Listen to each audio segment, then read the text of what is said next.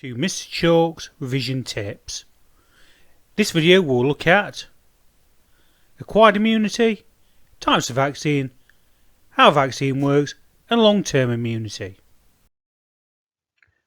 Natural immunity occurs through contact with a disease-causing agent when the contact was not deliberate, whereas an artificial immunity develops only through the deliberate actions of exposure.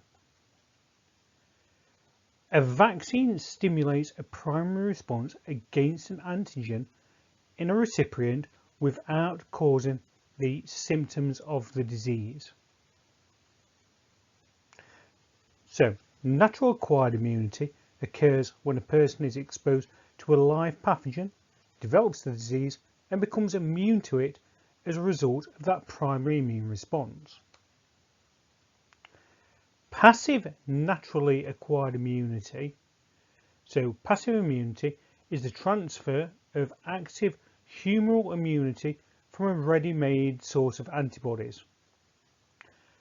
Passive immunization can be provided when a person cannot synthesize their own antibodies and when they have been exposed to a disease that they have no immunity against. So if they didn't get this transfer of antibodies, then the chances are that they probably wouldn't survive the infection.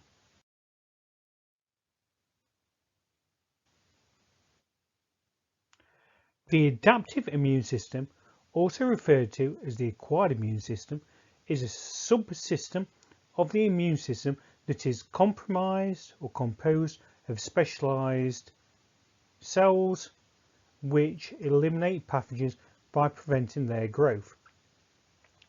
The acquired immune system is one of two main immunity strategies found within vertebrates.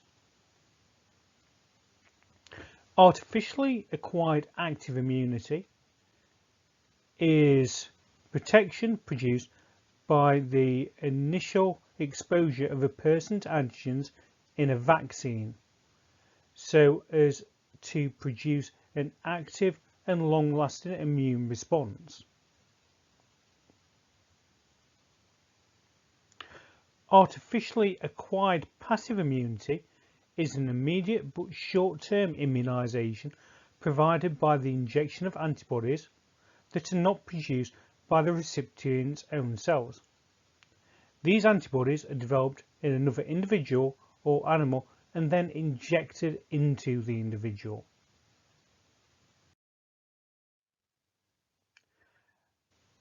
Vaccines are like a training course for your immune system.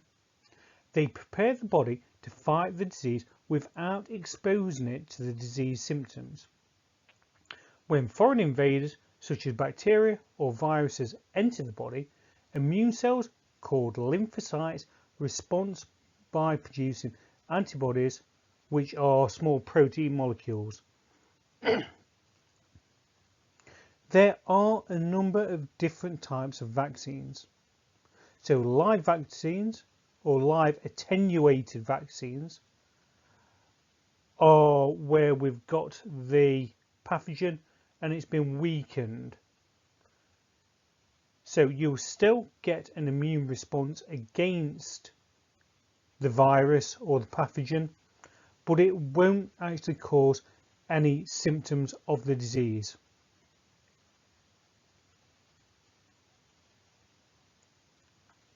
Inactivated vaccines use a killed version of the pathogen that causes the disease. Inactivated vaccines usually don't provide immunity that's as strong as live vaccines. You may need several booster shots of that type of vaccine in order to go and gain ongoing immunity. Subunit, recombinant or polysaccharide vaccines use specific pieces of the pathogen, so like its protein coating, a sugar found on its surface or its capsid. Because these vaccines only use specific pieces of the pathogen, they give a very strong immune response that's targeted to a key part of it. They can also be used on almost everyone who needs them.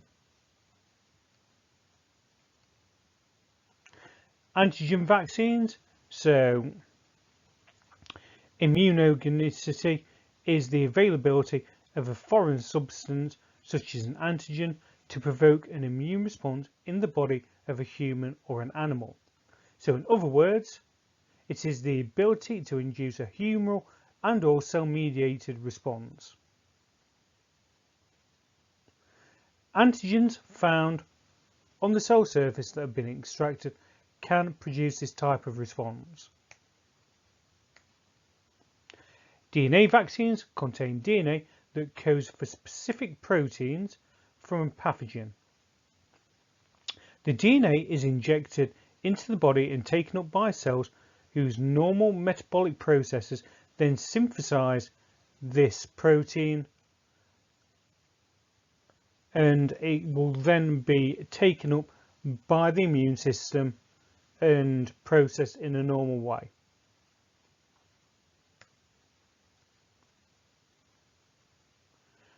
A vector, or a type of vector, is something that we are using to go and carry that antigen into the body, or get the body to go and respond to that antigen. So we can either use recombinant bacterial vectors or recombinant viral vectors.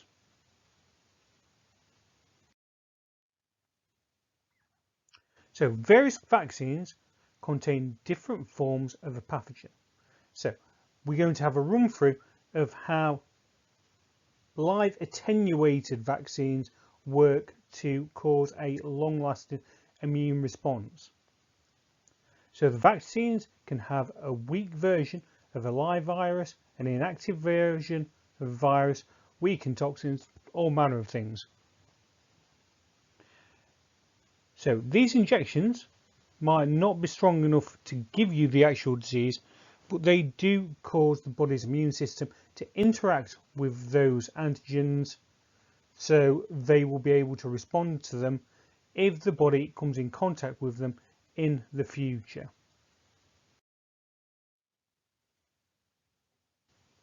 Your body's immune system responds by sending out white blood cells. So the first stage is that phagocytes will recognize the non-human pathogens and non-human proteins in the vaccine. The phagocyte will then engulf the vaccine and enclose it in a vacuole called a phagosome. The phagosome combines with a lysosome to form a phagolysosome. Hydrolytic and digestive enzymes are injected into the phagosome, which digest and breaks up the vaccine. So most pieces of vaccine are ejected from the cell by exocytosis. However, the antigens from the cell surface of the vaccine are connected to major histocompatibility complexes.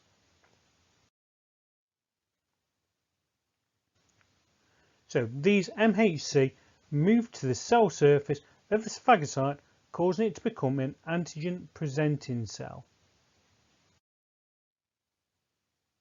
So everywhere where the macrophage or antigen presenting cell then travels, it can then present the antigen that it's come into contact with from the pathogen or the weakened pathogen that's in the vaccine to any T helper cells that it encounters. So the T cells then need to be activated. So T helper cells have a receptor in their membrane that's cleverly called the T cell receptor. This is a protein receptor with a specific shape. If the antigen on the macrophage or the antigen presenting cell matches with a T cell receptor on the T helper cell, it then activates it.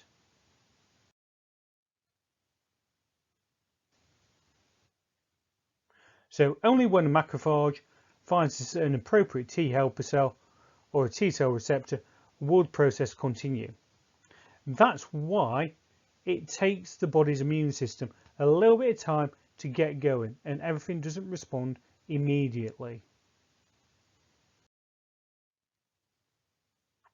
So the next crucial part we need to focus on is how these T cells then will go and interact with B cells to go and cause a response that is going to go and produce antibodies, and more importantly will produce B memory cells, so the body remembers what that antigen looks like.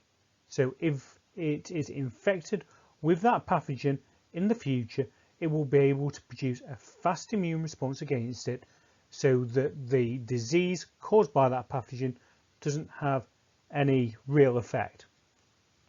So T helper cells stimulate specific B cells. Only one will be useful, so the one that makes antibodies against the antigen causing the infection. So interleukin 6, also referred to as B cell stimulatory factor 2, and interferon beta 2, which is a cytokine, will go and be produced by the T cell.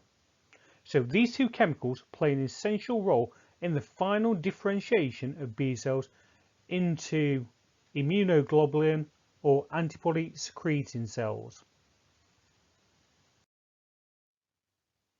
So once a proper B cell is found and stimulated, it then divides into many exact copies of itself. So this is called clonal expansion. Each cloned B cell then undergoes a maturing process until it becomes a plasma cell. The plasma cells are specialized cells well equipped to produce lots and lots of protein. So the proteins that we're interested in are the fact that it's going to produce the antibodies. The plasma cells produce lots and lots of antibodies. Each antibody is a protein formed in a very specific shape that will bind to an antigen. The shape of the binding site is the same as the shape of the receptor on the cell surface of the B cells that interacted with that original antigen that was presented to it. These antibodies are secreted in large amounts into the bloodstream, where they can then go and attach to pathogens which are presenting the antigens that they will fit against, which will go and almost mark those pathogens to be destroyed by other cells in the immune system.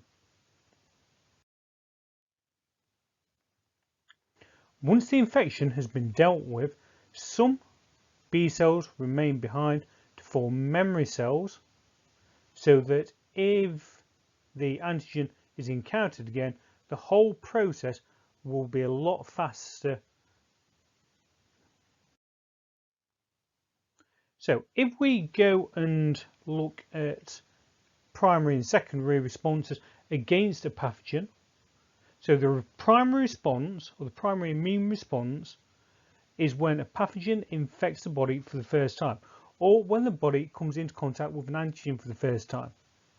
The secondary immune response is a lot more rapid and produces a lot more antibodies due to the fact that you have produced these memory B cells. Herd immunity is important when we're thinking about vaccinating.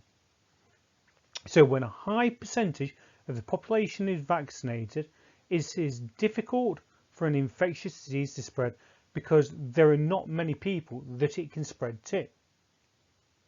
So for example, somebody with measles is surrounded by people who are vaccinated against measles, then the disease cannot easily be passed to any of them because it would go and be destroyed by their immune systems really quickly. Herd immunity only works if most people in the population are vaccinated. If people are not vaccinated, herd immunity won't work because there will still be hosts for the pathogen to spread into.